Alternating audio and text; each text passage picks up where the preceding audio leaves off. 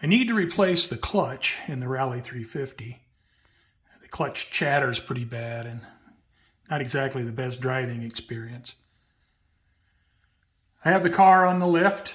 First thing I need to do is remove the console and get the shifter stick out. Once that's done, I can get underneath the car and start getting ready to pull the transmission. All right, well, I got the Moto Guzzi, and the Trans Am, and the BMW out of the way, so I can get the doors open. Got a small garage. I got a 3-car garage, but it's not a very big 3-car garage. And so now, I have to get in here, open the doors on both sides, and start getting this center console out. I have the center console out. Pieces of the center console. Now, I need to remove the inner boot and then get the shifter stick out. Use 2 feeler gauges and put these down alongside the shifter on each side in the center.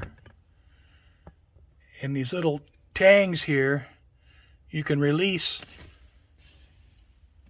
you probably can't see, the little tabs there, and then just pull the shifter stick out.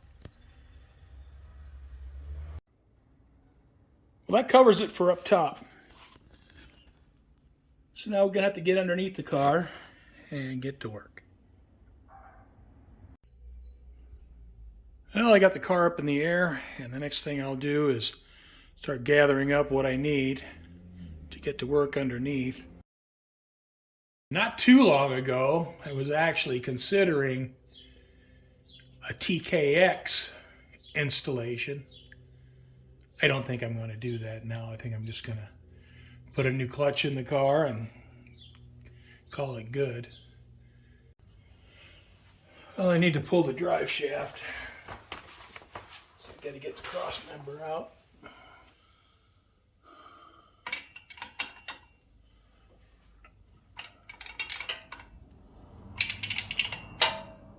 This car I need to clean and paint and detail the bottom. It's kind of grungy down here.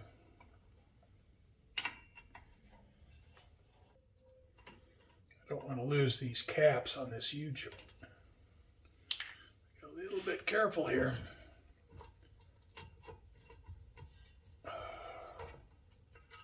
I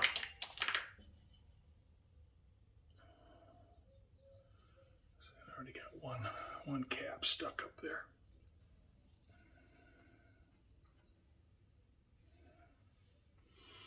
All right, are they all in there? Yes, they are.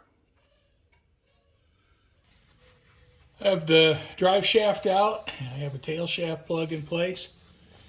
It doesn't leak any oil now, but when I tip the transmission back, it may, so these plugs are pretty handy to have.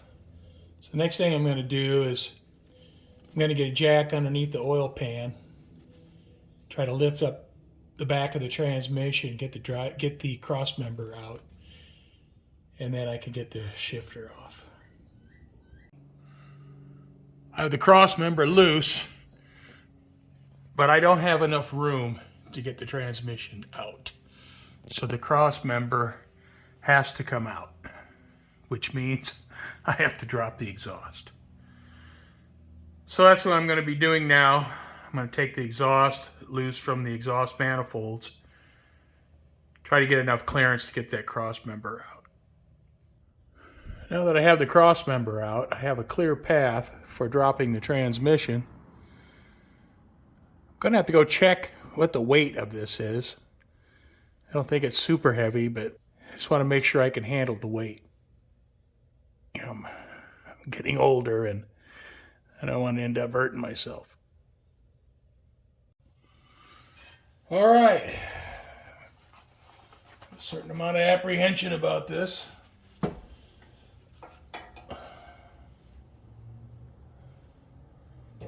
know if there's any good position for me to be in. So I guess I'll just try to get it out. You know, 100-pound transmission when you're young is one thing. When you're old, it's something completely different. And there's really no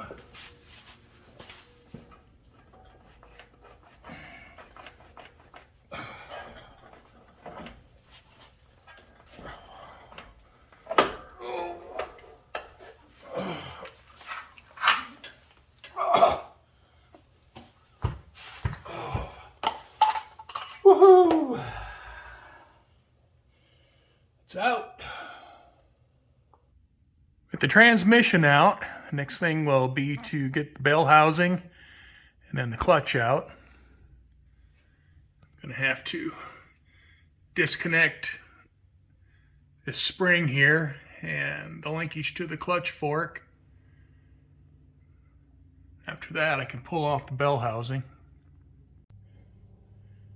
It's funny how perception changes. When I was young, well, I wanted an M21 or even better, an M22, because an M21 was a close ratio transmission, and all the high performance cars with low rear end gears had M21s.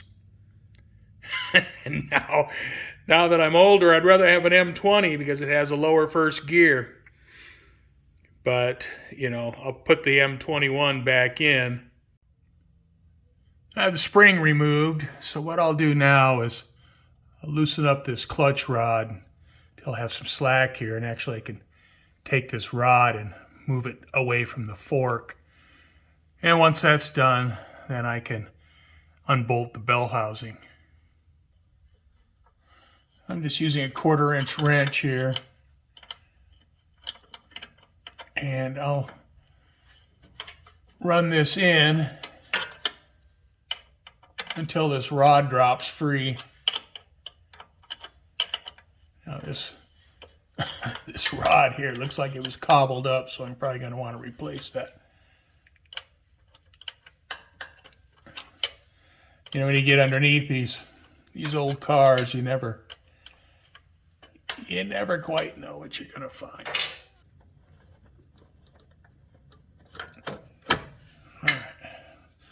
Got that free, and now I can unbolt the bell housing. All right, I'm going to remove the bell housing, clutch fork, and the pilot bearing.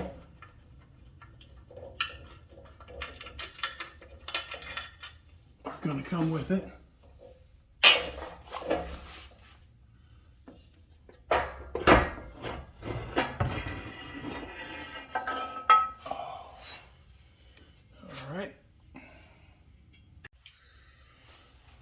All right, now the pressure plate holds the clutch disc in place under pressure.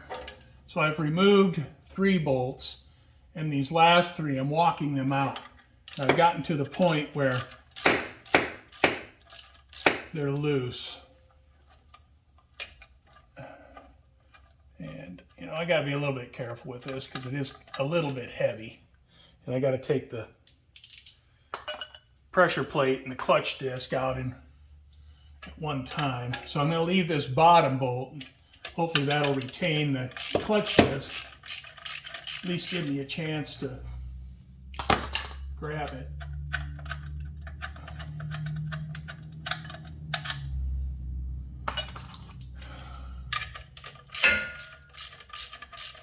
So I'm pushing on the pressure plate, trying to hold it up against the flywheel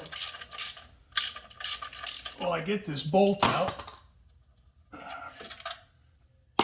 All right.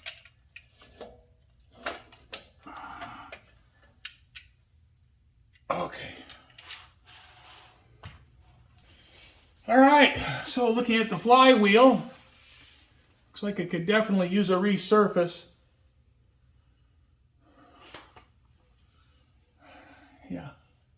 Yeah, it looks like it's got cracks in it, so I'm going to have to replace it. It's got a bunch of cracks. Let's see if I can get the light up to it and show you. See it? See all the cracks in the flywheel? Yeah, that's junk. So that's got to be thrown away. It's full of cracks. No good.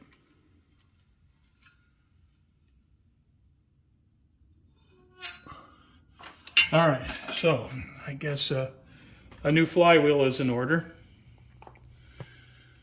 And I guess that's just the way it goes with old muscle cars. If you're in this hobby, if you've been in this hobby a while like I have, you know, none of this is very surprising. I have the starter dropped.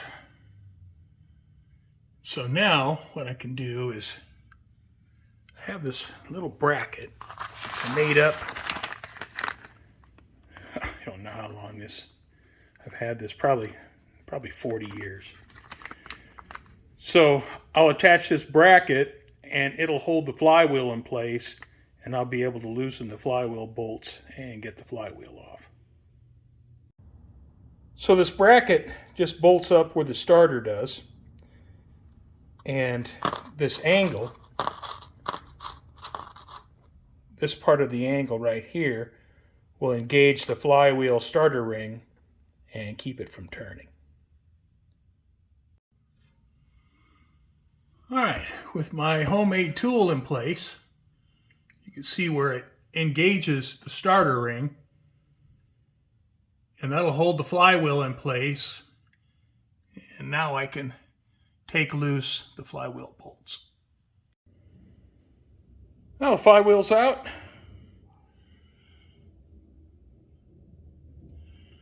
And you see the pilot bearing in the crankshaft. I have seen some cars with a bushing. This has the bearing, which is much preferred. And the old factory flywheel.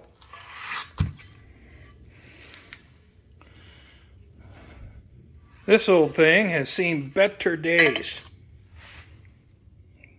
It is absolutely covered in cracks. I have never seen anything like it. Look at all those cracks. There are hundreds of them. I have to say, I feel kind of fortunate the thing didn't grenade. Well, I'll probably replace it with a billet flywheel. But before I get around to doing that, I'm going to do cleanup on the bottom of the floor pan and get some painting done, get the bottom of this prepped. So I may want to put body chutes underneath the car. But the flywheel's out. That's kind of a big deal. I have all the rest of these driveline components out, and all this stuff needs to be cleaned. The cross member, the drive shaft need to be painted. The inspection cover needs to be painted. I think I'll end this video here. It's kind of the first step, getting everything disassembled. I think, as I mentioned at the beginning of the video, the car had real bad clutch chatter when taking off from a dead stop. And with the condition of the flywheel, that's not too surprising.